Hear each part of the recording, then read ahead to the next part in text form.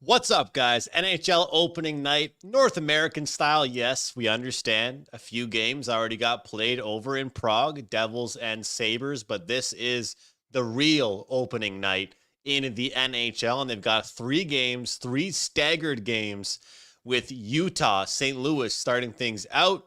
Seattle and St. Louis starting things out, Boston and Florida, and then, of course, Utah closing things out against the Chicago Blackhawks. Guys, I am pumped for today. This is going to be a quick stream, though, but tomorrow's going to be a much longer stream. I got a ton of shows I've been doing all day long.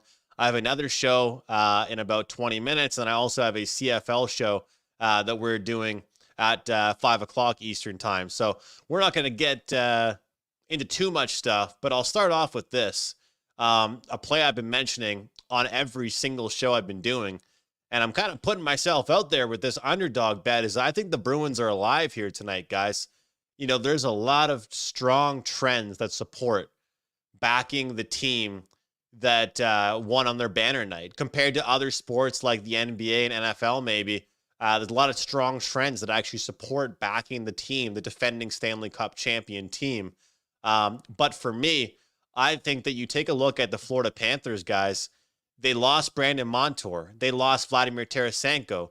They lost Ekman Larson. They lost Nick Cousin. They lost Steve Lorentz. They lost a lot of guys. And when you look at this Boston Bruins team, picking up Hampus Lindholm, picking up Nikita Zadorov, I think you've got a lot of guys that are going to make a big difference. The blue line is rock solid. You got a well-rested and motivated top six with Charlie Coyle, with obviously Pasternak and Marchand and all those guys, and Lindholm up there in the top six. So I think this is going to be a really, really good Bruins team coming into this matchup on the road, motivated, ready to get things going. Ice X, I like your bees tonight, man. I like the Bruins. And I love that plus money to get things started here on a Tuesday night in the NHL. So it's a 2% client play for me. We didn't go too crazy with it by any means, but it is a 2% play. What's up, Tro? We got someone in here talking about taking the under in the Utah game, or excuse me, Seattle game under 6.5. I'm seeing only sixes shaded towards the under. Not sure where you're getting that number on 6.5, but yeah, it wouldn't shock me to see an under in that game. The big thing for me in that game is Seattle just needs some of their top guys to be their top guys. That's going to be a big thing for them. They need, that's the thing. I'm not really that confident in their top six. Like, let's take a look at it here, guys. Jared McCann, Matty Beniers, Jordan Eberle, Jaden Schwartz, Chandler Stevenson, Andre Burakovsky. I don't know about you guys. Like, it's an okay top six. It's okay. That's all I really have to say about their top six. It's all right. It's okay. But it's not really a top six that blows me away. I'm looking forward to seeing what Shane Wright does, being a third line center on Seattle. One thing I will describe Seattle as is they're a deep team, but they don't really have a team that will blow anybody away, right? That's who they are. They're a deep team with all kinds of guys that can contribute, but they're not going to blow you away by any means. You know what I mean? Like, they're not going to have the craziest talented guys that we're going to just blow your socks off, but they got a bunch of guys that can make plays, and that's what they expect. I lean towards the St. Louis team being really weak defensively, which is why I lean towards the Kraken team total over 3.5. Because here's the thing, guys, that price has moved big time. The price has moved based from the opener. Looking at DraftKings now, it's back to minus 148, 150, so it's not too bad. Has been some buyback on St. Louis. But that team total is the way to go. I think if Seattle wins this game, they put up 4 on St. Louis. And I've been saying it for a little while now. Nick Leddy, Colton Parayko, Philip Broberg, Justin Falk, Ryan Suter, and Matthew Kessel. Guys, that's not really a strong defensive core by any means. So I think the Seattle team total over 3.5 could be a good look. First period over 1.5 could be a decent look to see these teams get off to a fast start. I look forward to seeing how Dylan Holloway does. for the St. Louis Blues, as he's getting slotted into a lot better spot than he would have been getting, of course, with the Edmonton Oilers, as the St. Louis Blues get that offer sheet going. Second coffee of the day. Second coffee of the day here, guys. Definitely needed. Definitely needed. But taking a look at some props in the opening game, Blues and Kraken, guys. Blues and Kraken. Early start. The puck drops in 51 minutes here in this game. Looking at some props here. Robert Thomas, Jared McCann, Pavel Buchnevich, Jordan Kyrou, Vince Dunn, Jordan Eberle, Matty Beniers, Oliver Bjorkstrand, Jake Neighbors. I think a good prop actually for this game would be Matty Beniers' point at plus 105. I love when I can get a plus price on someone to get a point when they play on the top line for a team. Plus 105 for Matty Beniers to get his season started on a good note, to get out there and get a point in the first game of the season. Like I mentioned, if this guy is going to be on the top line, you're going to give me plus 105 for him to get a point. I think that's a pretty good bet, probably worth getting down on. There's one shots on goal prop I wanted to look at. Hold on here a second here, guys. Where is it? Buchnevich, Pavel Buchnevich over 2.5 is plus 140. Again, guys, for me, if I'm self-reflecting, the reason why I struggled with some props last year is because the chalk I was laying, right? I'm not saying like today, honestly, over 2.5 shots on goal for Connor Bedard, sign me up all week, all day long, all week long. If you're going to give me 2.5 for Connor Bedard and his shots on goal, but Buchnevich to get to 3 shots on goal at the price you're going to give me with that one at a plus 140, I think is certainly worthy of it. But right now, the team total sitting at 3.5 to the over, plus 115. St. Louis 2.5 to the over, minus 225 or 125, excuse me. I think that's the best bet. So we'll look at that. Vegas local, what's happening? What's up? Thanks for being here. Tro says Blackhawks over 6 and the win. Man, that's going to be a good game. That's going to be a really good game. I think the Blackhawks might surprise some people in that one. Vegas local says any free client plays today. Look, the Boston Bruins are a client play for me, a 2% client play. They're a play I've already gotten down on myself, and I do think they're going to spoil the party. I think they're going to spoil the party for the Florida Panthers on opening night. So hopefully we can cash some tickets there. Let's have a strong opening night. Bracket USA. Hey, you know what? The Canadian teams are getting going tomorrow and Thursday. So it's the USA. IceX, what do you think about the staggered times? What do you think about the fact that, Seattle and their fans have to watch the game in early afternoon? At least for me, I'm way East Coast. For me, it's starting at 5:40. But for you guys, I mean, or for people that are far out in the West Coast in America, like I don't know, man. That's a pretty early start to watch a hockey game, just my opinion. But yeah, Vegas local. We're looking at the Bruins to get the job done. I like the underdog. I like the underdog. What's up, Landon? Don't encourage him. Yo, I know this is tomorrow, but do you have an early lead on your Habs versus Leafs games tomorrow? Just quick.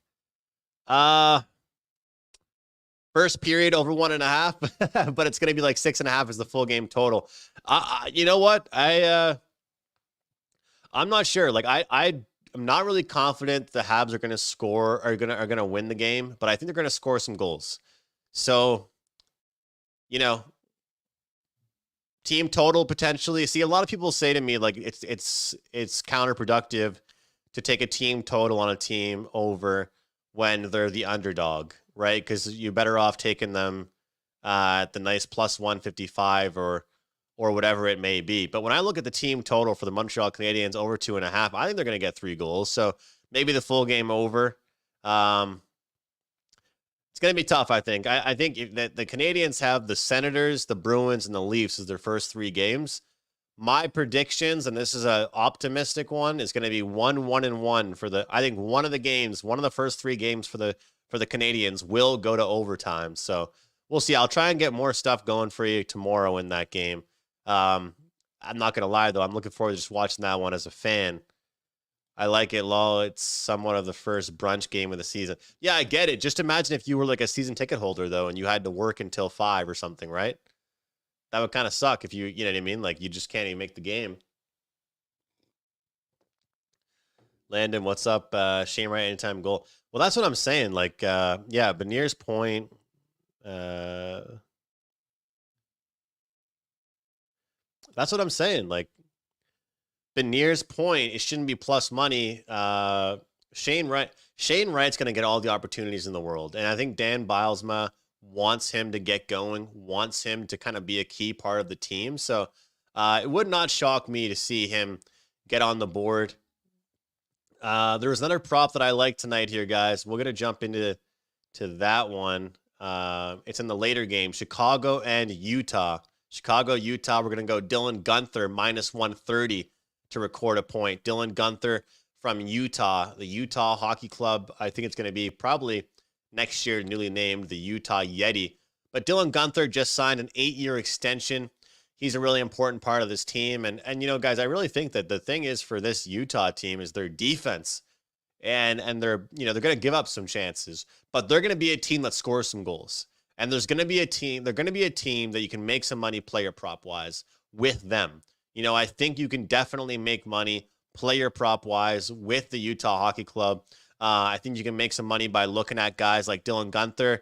And even when I look at some guys that are plus money, I wouldn't talk anybody off some of these guys a little bit deeper into the lineup. Logan Cooley is plus 120. Lawson Krause is plus 130 to record a point.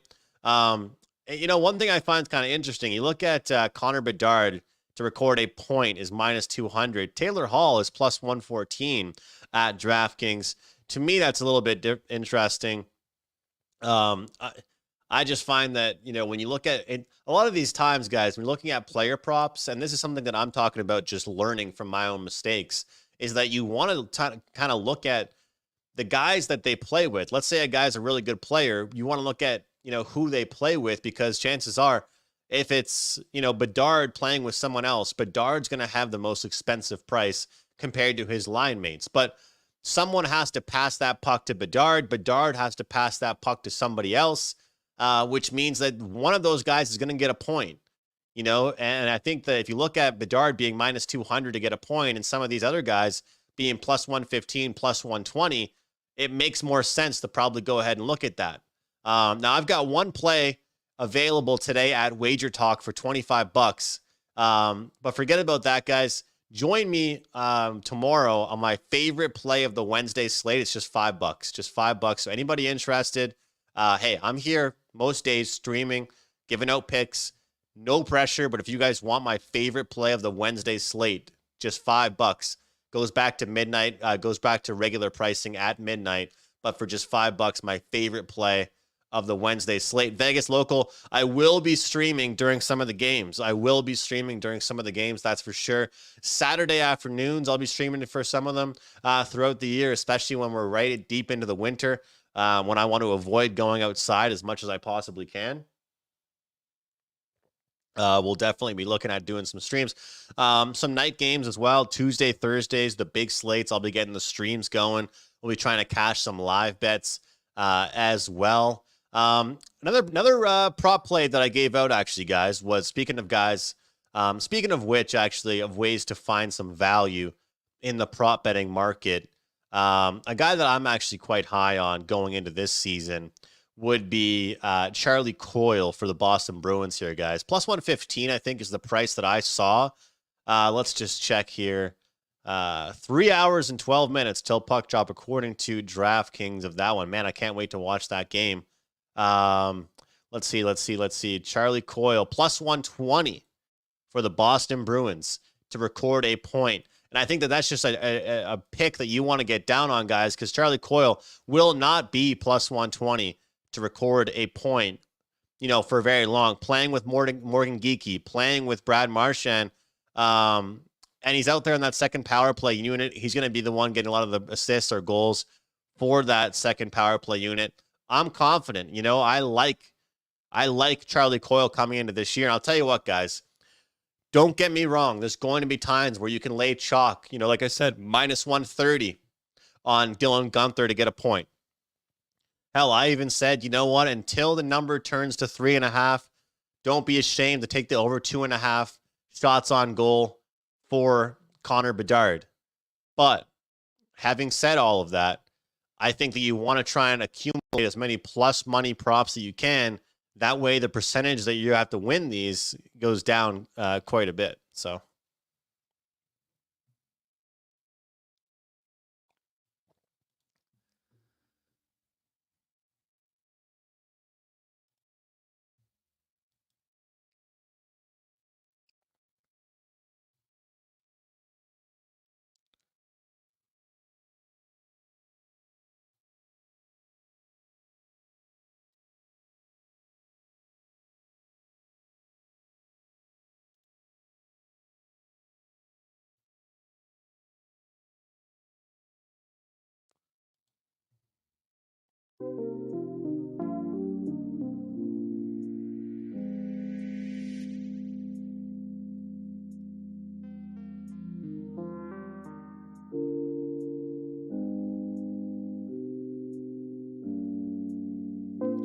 What's up, Alex? Andrew, thoughts on Lightning's season outlook? I find it really weird they lose Stamkos and PC at their season point total. It's 1.5 points higher than last season. You know, Alex, it's funny you say that because it depends on who you ask for how people feel about the Tampa Bay Lightning coming into this season. For me, I'm actually a big believer in Jake Gensel. I like the guy quite a bit. I liked him playing with, my favorite player of all time, Sidney Crosby. I really liked him playing with him, but they moved on from him. He went to Carolina. Then he finds a new home for 8 years in Tampa Bay.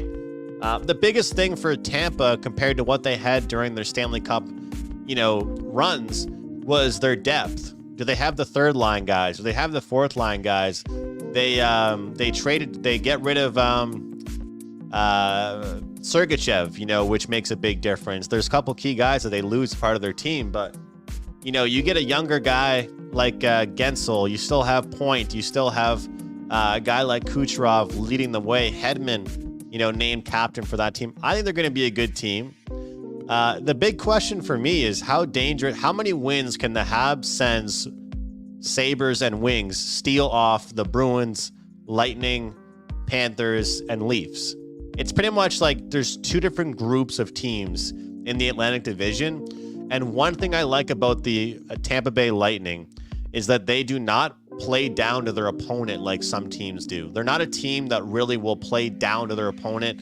They love to beat the crap out of bad teams. You know what I mean? Like, they take that personally if a team comes into town and thinks they can beat them. So Vasilevsky gets a whole offseason pretty much. They didn't really make much noise last year.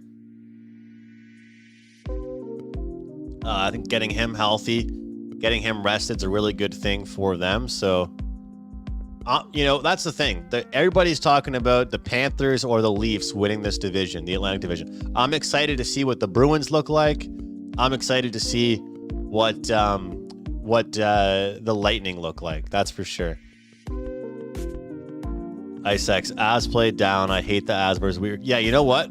You know what I have written down coming into this season? The Avalanche under the total when they play a bad team. For some reason, it's unders. And whenever they play a weak team below 400 record, below 500 record, it seems like they're a team that plays down to competition. You're right. But the funny thing is, ISX, they find a way to win. They just win like 2-1 or something.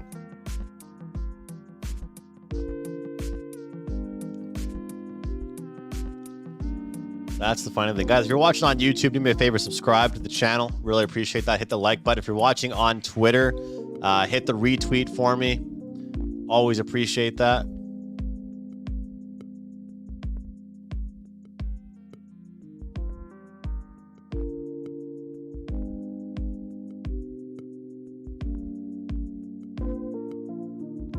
But yeah, guys, free play, Boston Bruins to win that game. Charlie Coyle point, Dylan Guenther point.